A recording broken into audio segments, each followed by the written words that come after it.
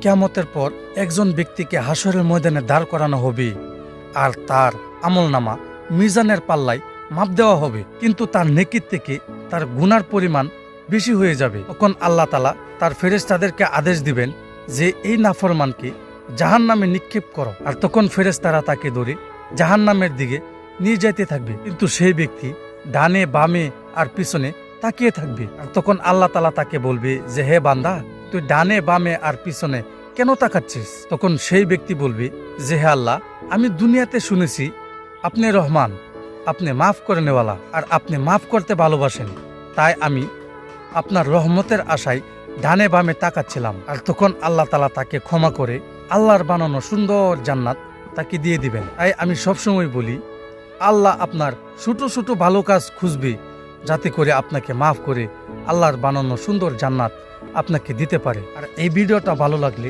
আমার চ্যানেলটাকে সাবস্ক্রাইব করে পাশে থাকেন। ধন্যবাদ।